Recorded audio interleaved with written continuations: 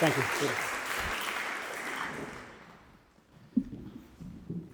Well, thank you for that kind and generous introduction, Peter. I do remember distinctly meeting you and your group from the Academy at that exhibition in 2017, and we've stayed in touch since then, which has been really, really nice. And I've been to the Academy as a visiting artist to meet with students and do crits. In 2018, I was here giving an artist talk, although I was in a different room. I've graduated to a larger room, so I'm happy to be here. And the timing is quite good. I just opened a solo exhibition in Los Angeles at Make Room Gallery Space in Hollywood. And this exhibition is comprised of 13 paintings and an audio narration. And there's this immersive installation, which I will show you images of and I'll tell you all about. I will also speak about my practice more broadly in terms of how these artworks come about, which is I incorporate writing and photography, obviously painting, among other things. And before I sort of get into the details of this talk tonight, I wanted to read this one passage from the Belgian surrealist René Magritte, which I think is particularly constructive when thinking about representational painting, both in terms of creating paintings and experiencing them. So these are Magritte's words. Oh wait, hold on. That's René Magritte in his studio. To equate my painting with symbolism, conscious or unconscious, is to ignore its true nature. People are quite willing to use objects without looking for any symbolic intention in them, but when they look at paintings, they can't find any use for them. So they hunt around for a meaning to get themselves out of the quandary. And because they don't understand what they are supposed to think when they confront the painting, they want something to lean on so they can be comfortable. They want something secure to hang on to so they can be saved from the void. People who look for symbolic meanings fail to grasp the inherent poetry of the mystery of the image. No doubt they sense this mystery, but they wish to get rid of it. They are afraid. By asking, what does this mean, they express a wish that everything be understandable. But if one does not reject the mystery, one has quite a different response. One asks other things. So I like to think in my studio there's this atmosphere of embracing the unknown and an urge to create artworks that inspire curiosity and wonder. And like Magritte so beautifully expressed, I believe that art can exist in this in-between space, an area that engages with the void, where easy understanding is not necessarily a prerequisite for interpretation. So let's go into the exhibition. So here is an installation view from the current solo exhibition in Los Angeles. This body of work evolved over 1 year. The title of the exhibition is Salome and Solveig, Apollo and Farne, and those are the 4 central characters of the narrative in which the exhibition was built upon. As you can see, there is this, immersive environment. Prior to, well, here's another installation view. Prior to this exhibition, the gallery had gray concrete floors and white walls. So everything in here was specific to the exhibition. I was very fortunate to have the gallery agree to convert the space because there's a certain amount of work that is involved in getting it back to white walls and the gray floor. I'll go into more detail with that soon. So the exhibition is centered on a fictional narrative that I wrote, and that's typically how my work evolves. So all solo exhibitions that I have, or at least since 2015, are centered on a fictional story, and from there, all of the sort of characters evolve, and everything that happens within the exhibition is derived from the overarching narrative. So the current exhibition is centered on this sort of coming-of-age story. The central character's name is Salome, who is in this first image. We'll go back there. She's a child prodigy ballet dancer, and she finds herself in the midst of chaos after witnessing a violent altercation involving her criminal father. And she is essentially adopted by her aunt Jensine in Denmark, and she is given a treehouse. So there's one section of the installation, actually I'll get to that in a minute, that sort of references the treehouse that comes up in the narrative. So while Salome is with her Aunt Jensina in Denmark, she is enrolled in a local ballet academy. This is all the fictional story that I wrote. Everyone with me? Okay, good. And while she's at the ballet academy, she meets 3 other dancers whose names are Apollo, Farne, and Solveig, and they sort of become friends pretty quickly. Solveig is also a ballet dancer. I will show images of works that portray her. And then Farne and Apollo are Peruvian soccer players, and their mother felt that it would be meaningful for them to study at a ballet academy to improve their footwork. They do not want to be there at all. So the 4 young teens decide to escape the academy, which is when the whole narrative sort of gets really interesting. So let's see. I'm just going to scroll through. That's a painting of Apollo. We'll get to that. I want to talk about my creative process that I'm involved with, basically from inception to completion. The process is multifaceted, and there's a lot of parts. So if I could just have your attention for about 4 hours or so, that would be appreciated. So this is just a picture. This is an actual picture of me in the studio. So when I'm, painting, it's a very, very difficult process. To make paintings that are this detailed is kind of challenging. So typically the first thing that happens with a body of work, I will envision a character or a group of characters in a particular setting. And once I sort of see that internally, then I will begin to write about what I've seen. That's sort of like a very descriptive process by which I will write about all these things that are happening. It's almost like a movie that's going on in my head. And that process will sort of progress for maybe 2 to 3 weeks. And once I have a good sense of where the narrative is going, then it's a matter of thinking about who can play the roles of the characters. So then it sort of turns into this kind of casting process. So I collaborate with performance artists and actors. We have, in previous scenes and bodies of work, we have shot performances in rural New Mexico and northwestern Spain, upstate New York. The interior scenes are often shot in my Brooklyn studio. So that studio sort of consists of like 3 rooms, and there's one room that's dedicated for these performances. Although I tend to refer to them as performative events, because sometimes in conversation people ask, oh, where can we see your performances? And I'll explain it's not necessarily like a public performance as a piece, rather it's just one step within my process. So I often will say performative events. So there's this one room in my studio that is essentially like a changing stage set where the walls are always changing colors and there's different props, etc. So once I figure out who's going to play the role of a character, I will meet with them, and the character will get into costume, and if there's any like wigs or makeup, we'll sort of figure that out, and I will explain the scope of the project and who the character is that they're going to become, right? So this type of acting is a process of transformation whereby the performer is going to become that person, that character. That's really essential for this whole sort of creative enterprise to work that I'm involved with. So I'm very particular about who I work with. It's the kind of thing where, let's say if I like throw them a ball, I have to know they're going to catch it, right? So there are certain things that happen within the performances that are maybe off script, and it's really important that the performer sort of just like goes with it and we're in sync. So throughout these performances, we're shooting video, we're taking photographic stills, and typically, within a performative event, we'll have maybe between 800 and 1,200 photographs, maybe more.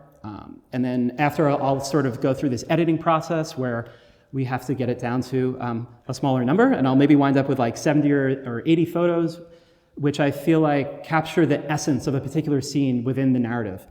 And sometimes it's a matter of tapping into the psychology of the character or an emotional state. Sometimes it's fear or elation, confusion or shock. And the documentation ultimately becomes the source material for the paintings. And I also want to say, the paintings are never based on one image in particular. Rather, it's always a group, a series of images. So I'll have maybe 8, 10, or 12 images on the iPad that I'm looking through while I'm painting, and I might grab like an arm, I might refer to an arm in one photo and the way in which the light is falling on hair in another photo. So it's sort of this hybridized vision that happens throughout this process of painting. So as you can see, there's this kind of dramatic sequence of events that unfolds before I even get in front of a two-dimensional surface with paint and brushes. I just sort of wanted to show you like a few images from a particular performative event. There's hundreds and hundreds of images. This is just a few. So I actually want to play, so I mentioned there's this 8.5-minute audio narration that is an intrinsic component in the current solo exhibition. Actually, as Peter mentioned in the beginning, at that exhibition in Sprony Westwater, there was also an audio narration that was streaming through the speakers in the walls. That audio was 4.5 minutes. This one is 8.5 minutes. And actually, this is not the audio narration. This is a video of an earlier performance. I thought it was audio, but just so you can get a sense of what goes on, this is just like 16 seconds in my life on one day. And here is another one. Let's play this, which is from a similar set of performances.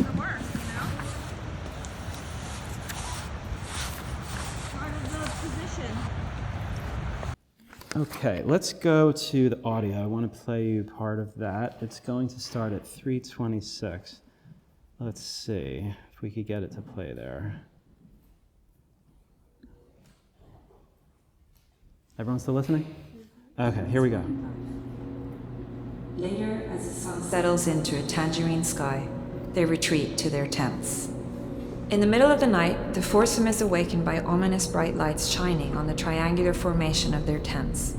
Salome recalls a tweet about a serial killer on the loose in the suburbs of Copenhagen, approximately 66 kilometers from where they are. Salome tells Apollo about the killer and urges him to stay inside his tent. Apollo is frantically looking for his pocket knife and realizes it's in the side pouch attached to his bicycle. Solveig wants to go outside and see what the lights are, while Salome's fear is escalating with each labored breath. Just as Apollo says he's going to get his knife, the lights become brighter and appear to be even closer to their tents. Solveig starts to unzip the back door of her tent when they hear leaves rustling and heavy, slow footsteps. Salome grabs Solveig by the hair and desperately tries to convince her to stay in the tent. Meanwhile, Apollo slowly pokes his head out of the tent and is blinded by the stark white lights. As he is about to step outside, an enormous crack of thunder strikes, followed by a torrential downpour. Water starts creeping into the bottom corners of Apollo and Farne's tent. The fair sound of rain pelting off their nylon tent adds to Farne's fear. He begins to cry and begs for his mother. Apollo holds Farne's hand and tries to console him. Although terrified, Salome and Solveig are determined to know what or who is in the woods with them. They bravely crawl out of their tent and cautiously stand up. They see no bright lights. The ground is dry. The forest is quiet save for the hum of crickets and squeaking toads. The stars are glowing and the air is calm. So that was about 90 seconds from the audio narration, which is streaming throughout speakers in the gallery space. It's also available to listen to with headphones, so you could like scan a QR code if you want to listen to it with headphones. And this is something that will probably be available on the gallery's website if anyone is interested in listening to that at some point. So I wanted to talk a little bit about the installation components that this exhibition. So here's some process photos just to give you an idea what went into making this installation. There were approximately 6 people working for about 3 weeks to build out the installation, and I'm extremely grateful for the gallery team for their dedication and hard work. Let's see, there's some other, this is just like a text between myself and the gallery manager and figuring out which walls to paint. And there's a little video here of when it was very much in progress.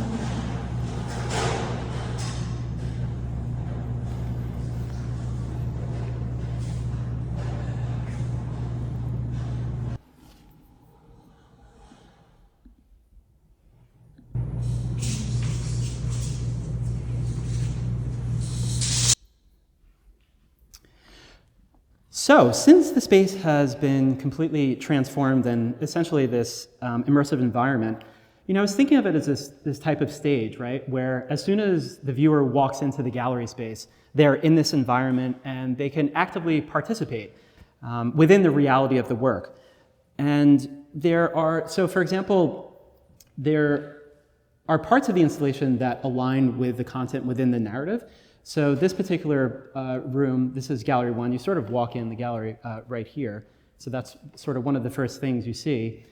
And early on in the narrative, it's explained that there was a treehouse that was built for Salome, which was this sort of private space where she could spend time alone or with her friends, which she did, spend time with her friends. And that's how we came up with it. So this entire wall, which is 12.5 feet by 10.5 feet, we paneled that with red oak to sort of, in a way, like poetically replicate the interior of the treehouse. There's also a description of the treehouse in the beginning where it explains that Salome has painted it various shades of blue, which is how we came up with the blue carpet and the blue walls.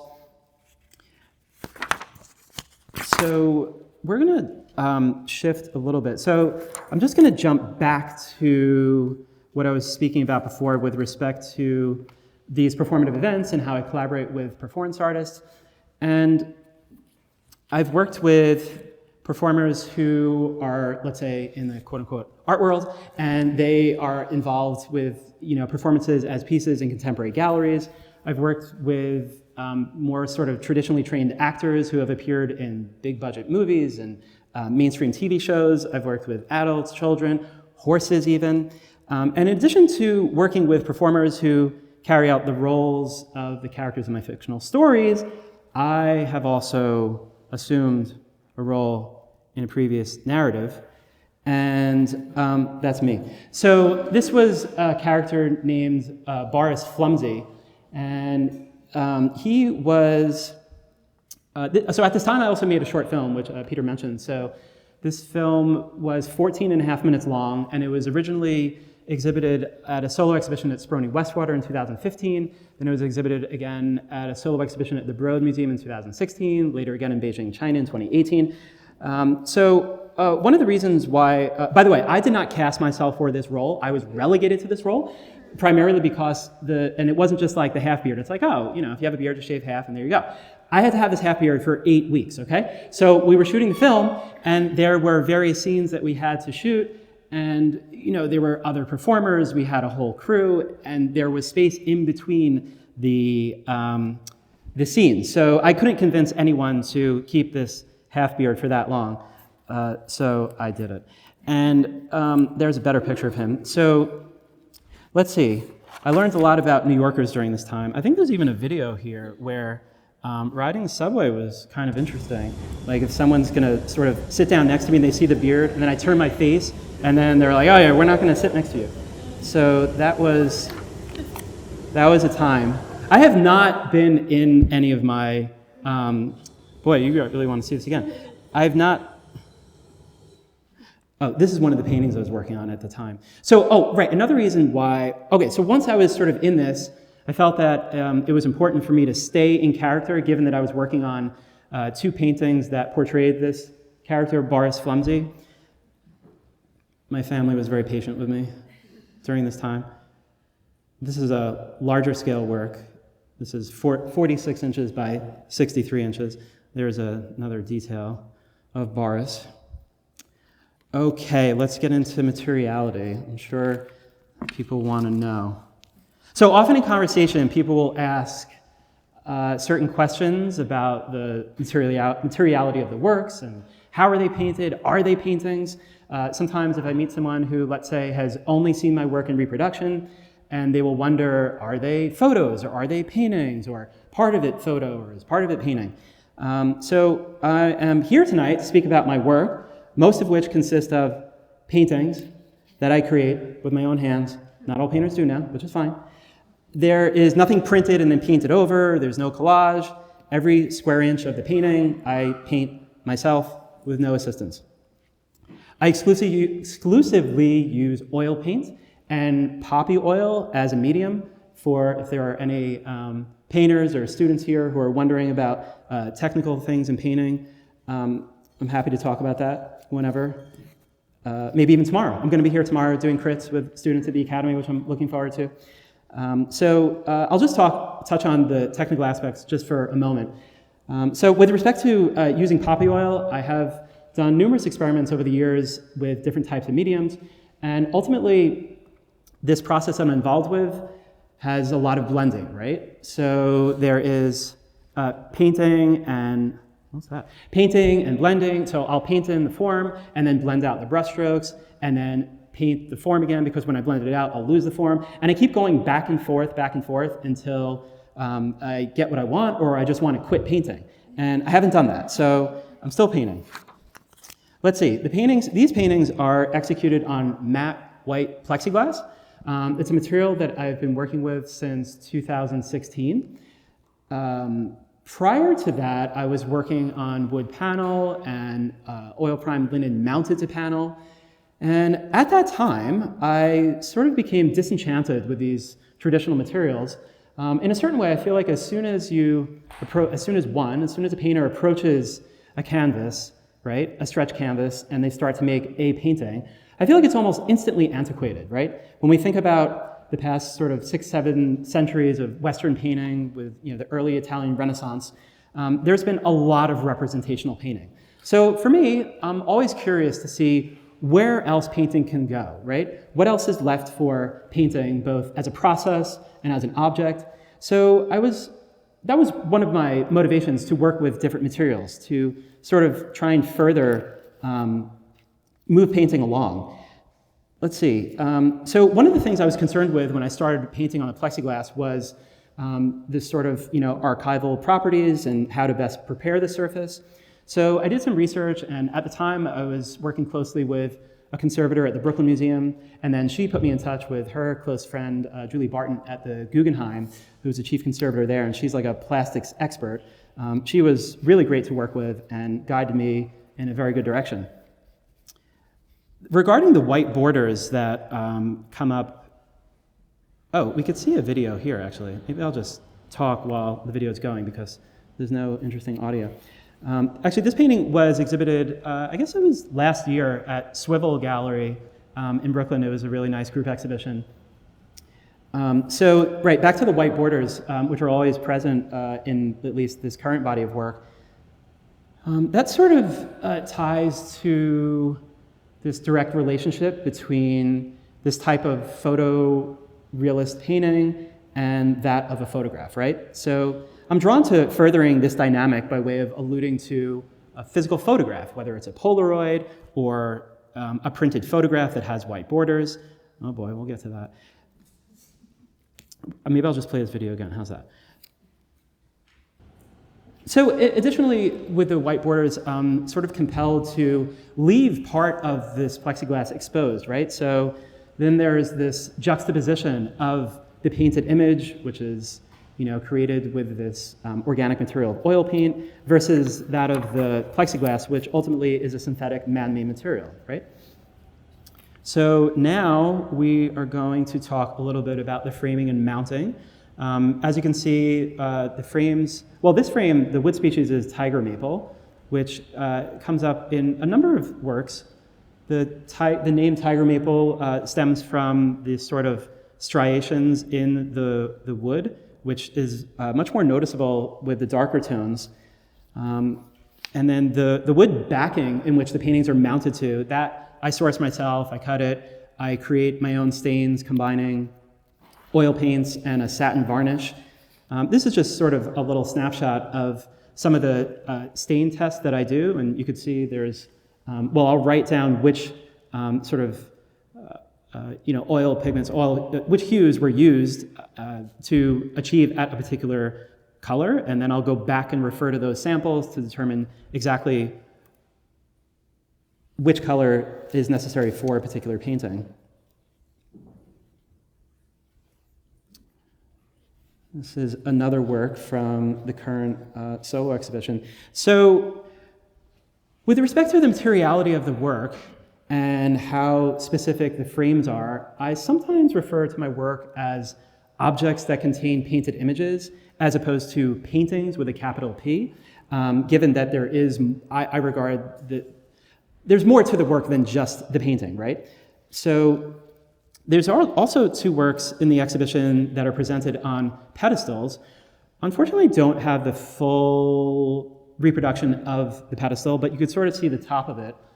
So these are pedestals that I designed and had fabricated by a furniture maker. They're made out of maple and then stained white. The top part, like this area here, that's also matte white plexiglass, which is the same material in which the paintings are executed on.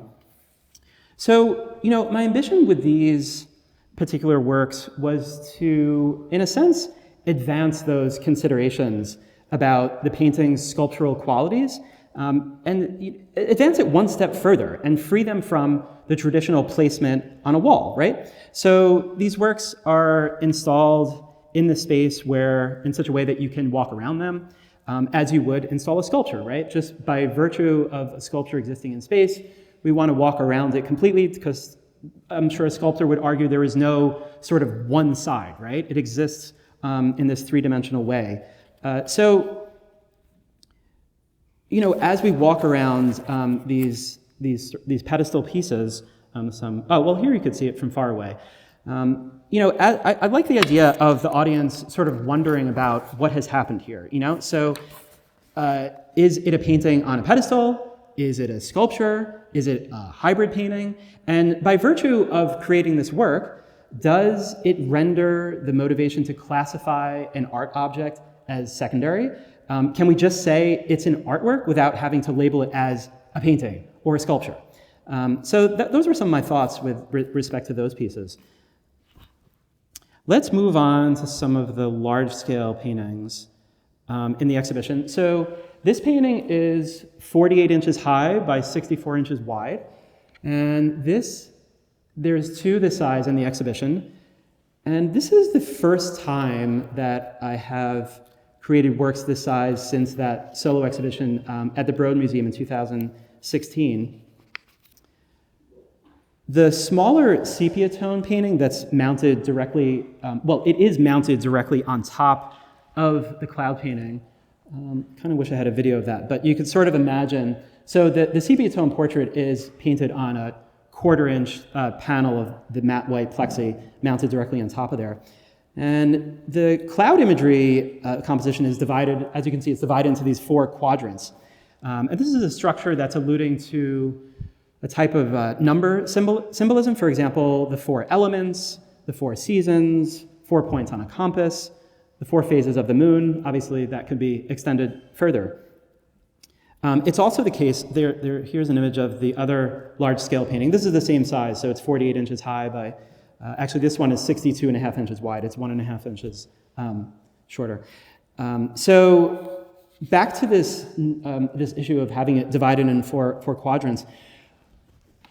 Among the many things that I was thinking about with these works was sort of embracing certain aspects of cubism through the fractured imagery and the portrayal of multiple perspectives within one composition, right? So if we think back to, the origins of cubism at the beginning of the 20th century, one of the primary, or at least analytic cubism, one of the primary sort of motivations of artists like Picasso and Braque, who were developing this at the very beginning of the 20th century, was to think about ways to represent objects in space in real time, to walk around them, as opposed to just like painting something from one view, whether it's a still life or a landscape or a person. I'm in the camp and the school that believes Cézanne was really one of the first to explore these ideas, which ultimately led to Cubism. It wasn't until a couple of decades after Cézanne's exploration into this notion of, like, for example, if you think about Cézanne's still lifes, even when he was painting an apple, right, he would have the apple on the table, and rather than just painting one view of the apple, he was walking around the apple, and he sort of described that apple in this painterly language that broke it up into planes in space and various facets. He also did that with his paintings of Mont Sainte-Victoire. So I believe that is that's a really important moment in art history, and it is something that I am inspired by. As you can see, there are other moments within the composition that have these fractured planes, which I'm going to talk about a little more. And in addition to embracing this Cubist philosophy, I was also thinking about the interrelationships between the language of painting, right, which is ultimately a static form of representation, versus that of cinema and the moving image. So, when I first had this sort of vision to create a painting of the ocean, I couldn't possibly attempt to create one cohesive image of the ocean, right? So as you can see, well, I don't know how clear it is in this image, but there are shifts in hue. So for example, like the upper right and lower left quadrant is a much cooler blue, whereas the upper left and lower right are these sort of warmer blues and even greens. So it has this almost like push-pull dynamic with respect to how these color temperatures are shifting. And then, upon closer inspection, you could see that the fractured imagery reveals that this sort of waves are disrupted and it's not like a continuous image. So these large-scale paintings were, well, in addition to everything I just said, ultimately the image was coming from parts within the narrative. So there were certain things or scenes that the characters were seeing as they were on this cycling journey. Let's just go to, oh, is this, okay, so let's play another part of the audio. Oh, I just do want to mention, in addition to what I just mentioned about what the characters were seeing, I was also thinking about, okay, so it's like I'm going to paint the ocean. I'm going to paint sky with clouds. So if you think about clouds, like imagine sitting in a park, staring up at the sky, at the clouds, they're constantly moving, right? Regardless of how little or how much wind there is, the clouds are moving, it's a type of vapor, and this notion of trying to sort of capture one continuous image of a cloud, to me seemed absurd. I was also sort of attracted to the absurdity of that. So again, that's why it is, kind of fractured in moments. And also with the ocean as well, in addition to, creating, ultimately this is like a very recognizable image of an ocean, right? It's very clear, those are waves, there's a horizon, we got that.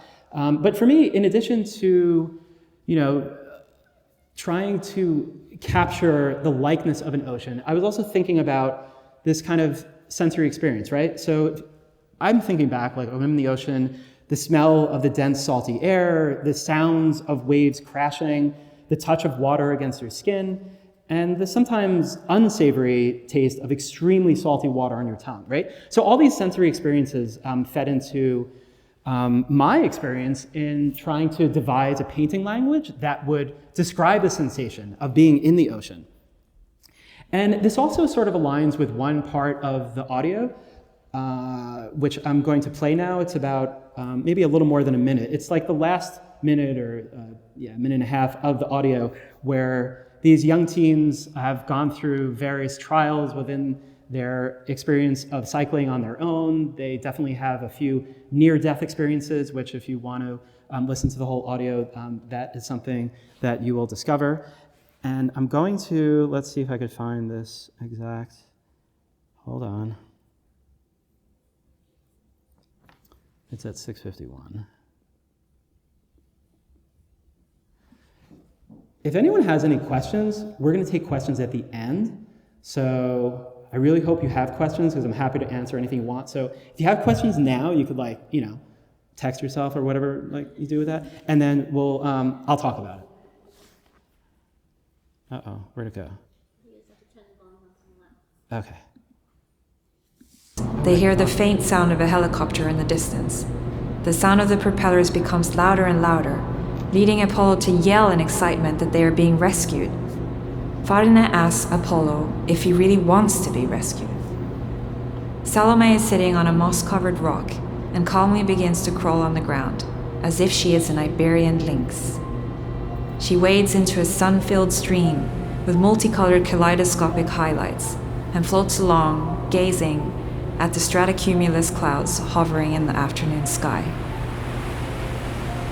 Farina starts to ride down a sloping hill in the forest, weaving in and out of trees and low-hanging vines. He notices a red-tailed hawk gliding high in the sky and follows its path. Apollo starts to follow Farina and then gets distracted by an ancient sycamore tree, which he climbs.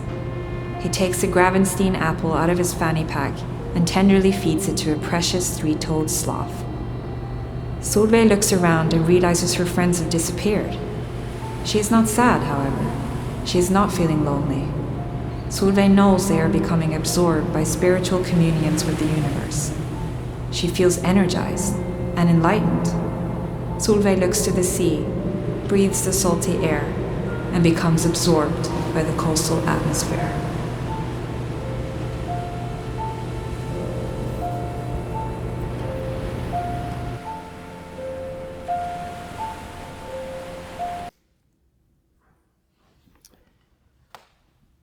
So that sort of gives you another idea of what happens within the audio. I just spoke about these sort of fractured moments in the image in relation to cubism, but I also wanted to further elaborate on that. So it's actually something that comes up in conversation. So if you could see, there's like that sort of strip there and this break there. Actually, I'm curious, how many people here have seen my work in person? Could you show of hands? I'm just curious who, okay, about half of you, cool. So if you haven't seen it in person, this is something that I sort of wanted to mention, because I feel like when people see my work for the first time, it's often like one of the first questions they ask about what are these breaks in the image? And it's something that's really important to me. And it generally stems from my conception of images as being unstable. So if we think about the ways in which we consume images in contemporary society, it's often on a device, right? And we're often scrolling through these images. We're also seeing them in the context of other images, videos, and ads, etc. So we're quickly shifting from one app to another on our beloved phones. So it's not necessarily like we're just looking at one image, or if it's like a printed photo, if you're holding it in your hand and you sort of look at that. So, if we think about how, actually there's something else that I want to read here too, which perhaps will explain this even more clearly. So a few years ago, I was doing an interview in the Huffington Post with Daniel Maidman, who maybe some of you are familiar with his classical drawings. He's a fantastic artist and also a writer. So in the interview, he was really caught with these sort of, fractures in the surface. So I'm just going to read this part of the interview, and I think that if I read it, I'm going to talk slower than if I'm just talking. So Daniel asked the following question. These are Daniel's words. Tackling the paintings from another angle, let's address the strange space you create, not in the content of the image, but in the purely formal scaffold of the work. Can you discuss the ideas that animate your off-kilter framing and the glitches that appear in your work, startling lines that divide your images so that the image appears slightly different on either side of the line? This is my answer. I've been investigating the ways in which the distribution and consumption of images have changed with the proliferation of digital photography. When looking at the history of image creation, a critical era that is often highlighted in the middle of the 19th century, as the science of photography advanced from the first daguerreotypes in 1839, critics attacked painting, accusing it of its inadequacy in speed and accuracy compared to its unexpected nemesis, the photograph. Such debates have swirled around the act of painting decade after decade. If we fast forward to the 1990s, when digital cameras started to become more commonplace, this strained relationship between painting and photography was forced to be reappraised.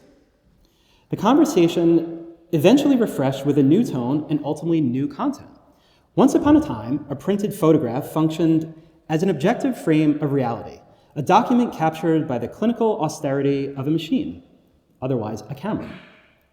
This idea prevailed until the widespread digitization of photos replaced the analog format. With the eventual ubiquity of graphics editing programs, the options for manipulating a photo became relatively easy and quick.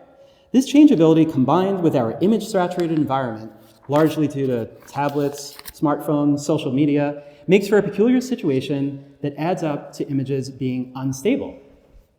The reception of images is slippery, and when I'm creating a painted image, I conceive of its essence in a transitory state. My painted images are fractured, fragmented, skewed, asymmetric, slanted, distorted, inconsistent, and slipping within their compositions. we're almost done. So I want to talk about another part of the exhibition, which is this photo installation. These are not paintings. These are photos. So we think back to the beginning of my talk, which I'm sure you all remember. We were talking about these like performative events that I orchestrate, and throughout these performances, they are documented through video and photographic stills. So with this exhibition, I was thinking about exposing this part of the process. It's something I've never done before. I had thought about it for a while. I could never really figure out a way to do it that made sense to me. This made sense. So I went through, here, we could just look at some of these. Well, okay, so I just want to say this installation includes 490 photos that are installed floor to ceiling with 3.5 inches of wall space in between the photos, both vertically and horizontally. I did not install these all by myself. I had quite a bit of help at the gallery. To install these photos, each individual photo had to have 4 tape loops to adhere it to the wall. So if we do the math, 490 times 4, so there were 1,960 tape loops that the gallery staff helped me cut and tape and put on the wall. I was mainly involved in, we were using a laser level to line everything up. And I was mainly involved in coming in to see what they were doing and moving the laser level, and then they had to start over. So it was better that I was not there when they were installing them. Here's some close-ups of these photos that are in the installation. So I went through these performances that I have done over the last, say, 12 or 14 months. There were approximately 26,000 photos in my archive.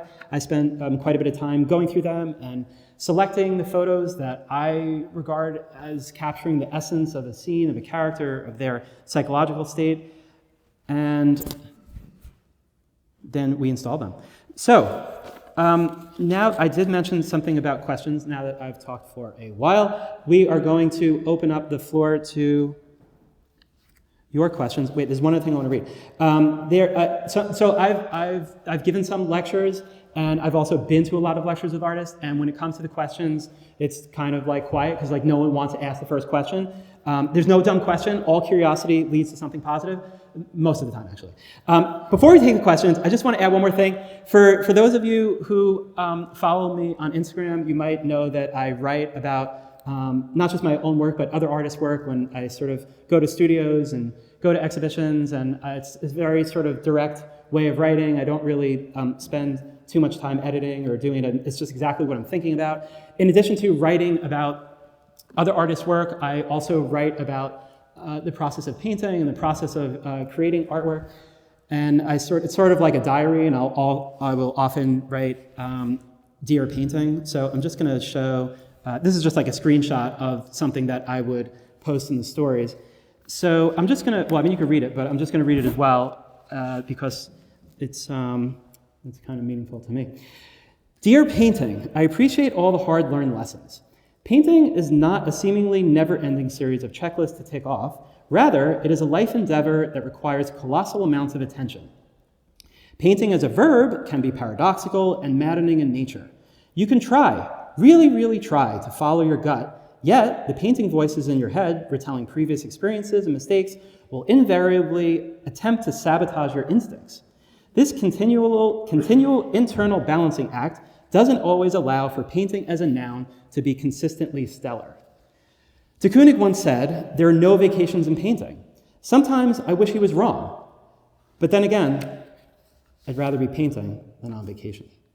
Always, Andrew. So, thank you.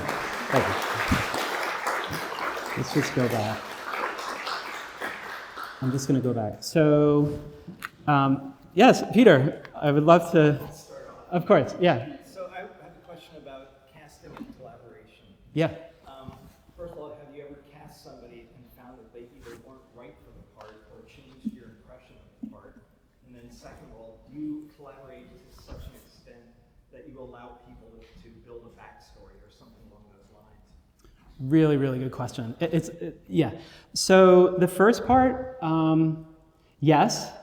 There have been instances where I would sort of like meet with someone and talk about the project, and then it didn't really go that far. And there are also instances where we actually, orchestrated an entire performance and had all the footage and everything, and it didn't actually evolve into a painting. And so here's the thing. It's like when I'm going through all of the photos, and there's hundreds of photos, one of my primary sort of concerns is to figure out which photos capture the essence of a scene, right? But it's also a matter of thinking, how is that photo going to be translated into a painting, right? So just because a photo works as a photo doesn't mean it's going to work as a painting. So yes, that has happened. Fortunately, those experiences are few. And then the other part of your question, very relevant. Yes, it's very collaborative. When I'm working with performers, I tend to be very specific about who I work with. I want to know that they really understand the process, they understand what I do. It's the kind of thing, like I was just talking about this before, like if I throw them the ball, I have to know they're going to catch it, right?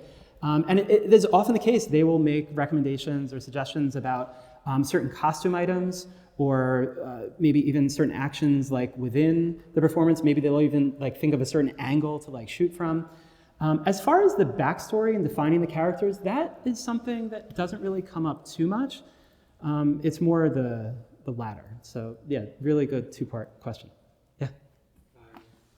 Bouncing off from your reference photos, then you take thousands of them before starting on a new project.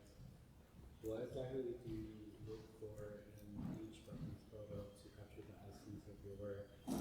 Really, really good question. So for those of you that couldn't hear, he was asking about the reference photos and how, like, I will explain, like, I'm looking for something that really captures the essence of a photo. And his question was, how do you know if it's capturing the essence, or how do you, right? That was, yeah.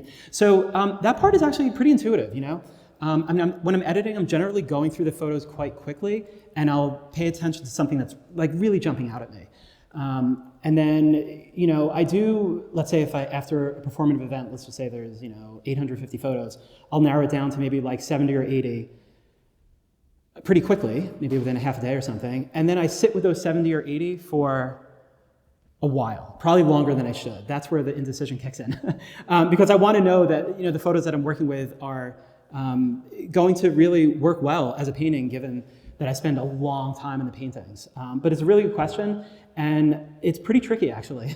I do go back and forth quite a bit, but ultimately, a lot of it is a feeling. Like I talk about, I'm thinking about maybe, let's say, like the light, the way in which light is falling on like someone's face, and all those things are sort of like a prerequisite. Like I wouldn't necessarily work with a photo that, if sort of like the lighting isn't describing forms in a very clear way. So yeah, good question though. Yeah.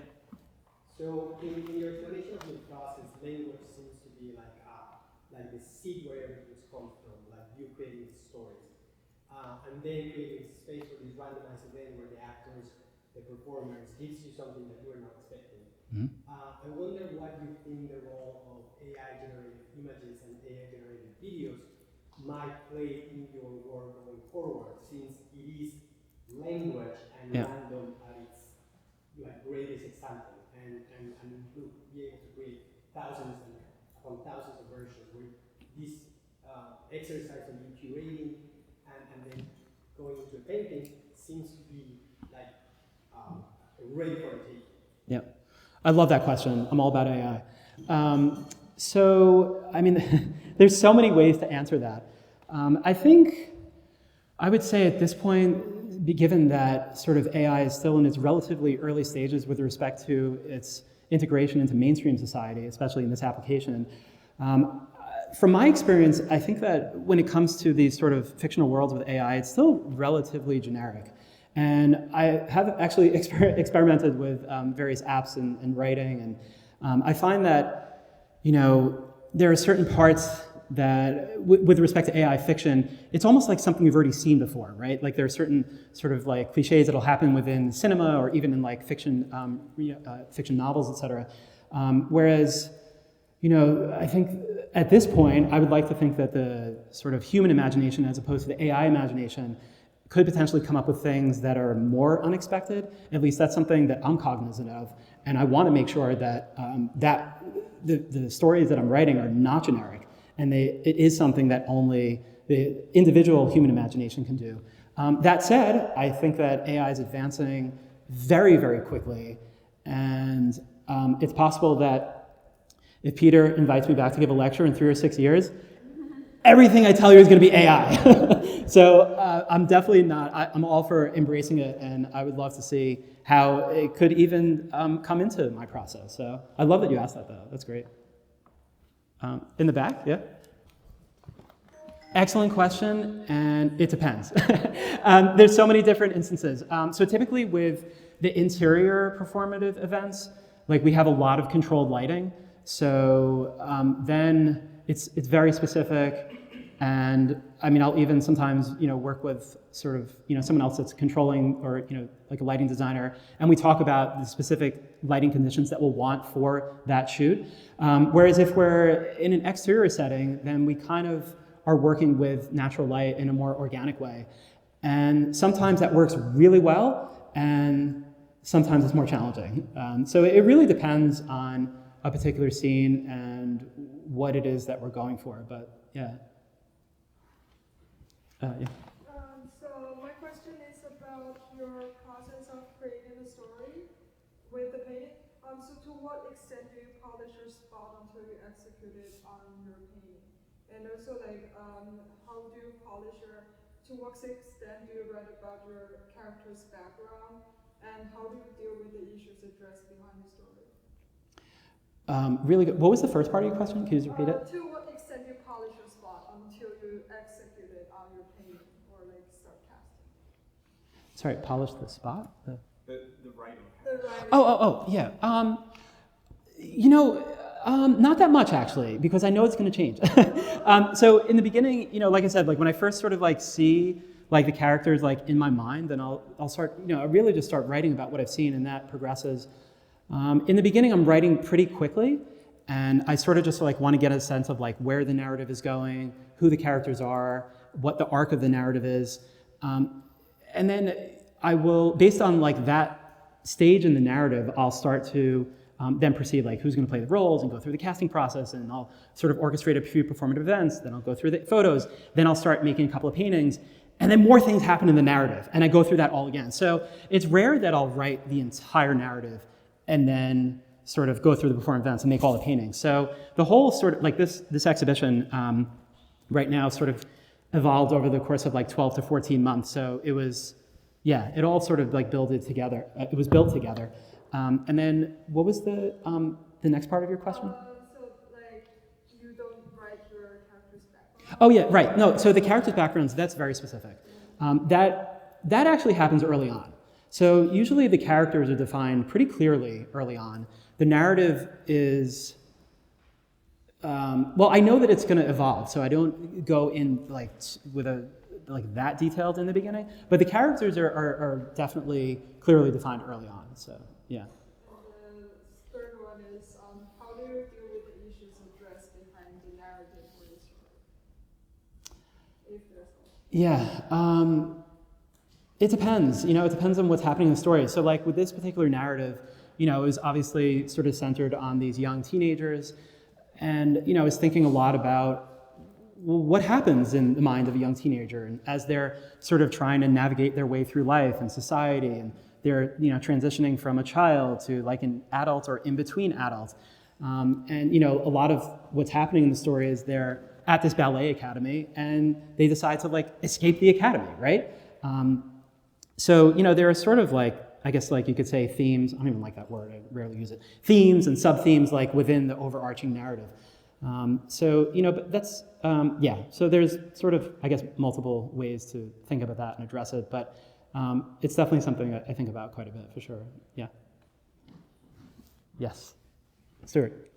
First of all, I can't believe we've known each other for 18 years.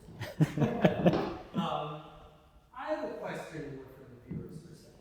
Yeah. You've spent much of this presentation talking about your process, the actors, the script, thinking about all the pictures. And at some point, that painting ends up in my living room or in the Met or someplace else.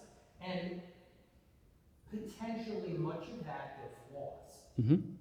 And what do you expect the viewer is going to come away with when they look at one of these pieces? It's not part of an installation that's been made over 3 weeks.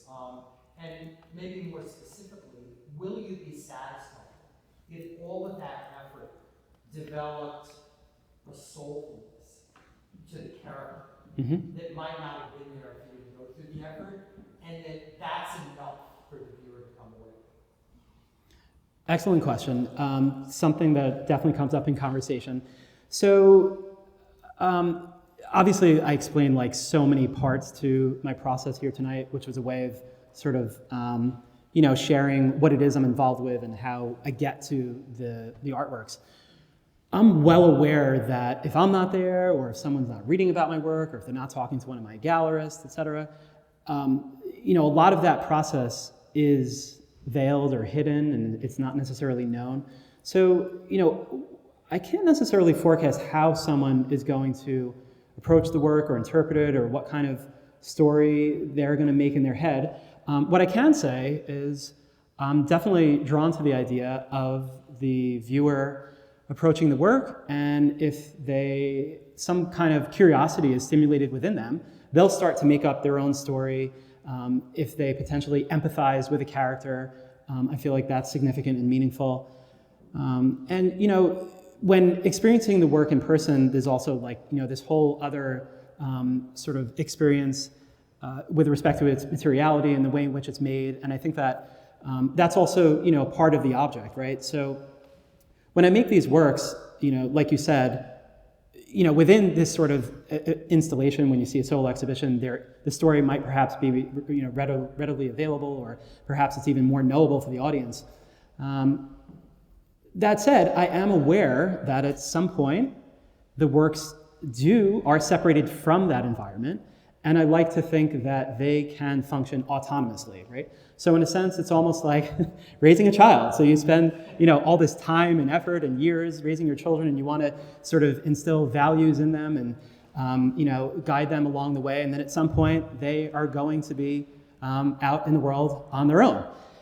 So sometimes I think of it in a similar way with my artwork, that I do spend all this time with, a lot of care and attention with the paintings. I work very close to them. I'm like right here, very close with them. And then when they leave my studio, they're off in the wild. Like, I want to know that they can exist on their own. I'm just going to ask her, because she had a question, but I'll come back to you. Yep. You had mentioned that you use matte white plexiglass. Yes. Can you share what inspired you to use that, and how was the experience versus a painting on camera? Yeah, totally. I wish I had a piece of it here to show you. So it's extremely smooth, right? If you can imagine, it's different than glossy plexiglass. It's pretty hard to find. A lot of, So the matte finish, it's almost like painting on glass, right? So if you think about painting on canvas or linen, there's like the texture from like the weave of the fabric. So if you look down under a microscope, there's almost like these hills and valleys, and as your brush is dragging paint across the surface, like it goes in and out of that texture. As it happens, when I was working on the cloud painting, prior to making this painting, I did like a small study just to sort of see how it was going to go, and I did it on a canvas, which I hadn't done in a long time. And I did the study, it was like this big, I did it in like 2 hours, and I remember thinking like, oh my God, that was so easy. And I was just like, why am I doing this? I could just do, sorry, no offense to people that paint on canvas, it's not easy, it's all difficult, I know. I've been doing this for a while. To answer your question, it's an absolute surface, it's extremely smooth, it's very, very difficult to paint on. That said, because it is so smooth, I can achieve a higher level of detail for me. And there are also, these borders that are taped off. So like, for example, like that white margin on the bottom and left-hand side, that's masked off at the very, very beginning before I even start priming or painting or anything. So if I was doing it, let's say on canvas or linen, that taped off edge would be kind of like wavy, and I'm all about just having that, really crisp, straight line. And then also, I like the idea of working with this sort of it's hard to even say non-traditional because anything could be painted on now, but it's definitely less traditional, let's say, than a stretch canvas or linen, panel, etc. Yeah? Did you have a history with filmmaking before becoming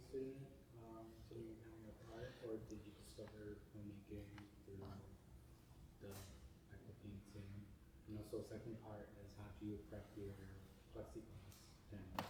Good questions. So I actually wasn't a student here though. Did you say that? Or was- I didn't know that. Oh yeah. I'm a friend. Ali Banasad, so it sounded like I was. Oh right. Yeah. I'm a friend of the academy. I love it here. I interact with the students. I have tons of friends that went here. I actually studied at Pratt Institute. While I was there, I also studied in Australia for a little while. When I was at Pratt, it was a pretty traditional training, well, relatively traditional. With respect to foundation year was, drawing and light, color, and design and three-dimensional design, et cetera. And then actually for most of my time at Pratt, I was making abstract paintings. And then, I was making figurative work early on, but at least for 2.5 years, I was making non-referential abstract paintings. And then I sort of went back to figurative painting after Pratt. And then, no, I have zero training in filmmaking. I have watched many movies over the years. I often, when people ask me, who are your, what painters or what artists do you like? And I will often say that the German filmmaker Werner Herzog is probably one of my biggest inspirations, or someone who I hold high up. Of course, I've also been studying painting and the history of painting for years, and I could rattle off dozens and dozens of painters from, 15th century, Netherlands, Jan van Eyck, all the way up to Rothko and everyone in between. So no, I don't have any training in filmmaking, but I figured it out along the way. And what was the other part of your question? Oh, right, prepping the plexiglass. So so the first thing is I'll mask off the areas that I know are going to be exposed plexi, and then I will sand the surface with a 320 grit sandpaper, then start the priming process, sanding in between, so it maintains that level of smoothness. Then I'll start with the underpainting layers, and then it's pretty much the same as making any other painting, except for that. Any other painting that's very blended and smooth and meticulous. Call it a night. Sounds good. Thank you.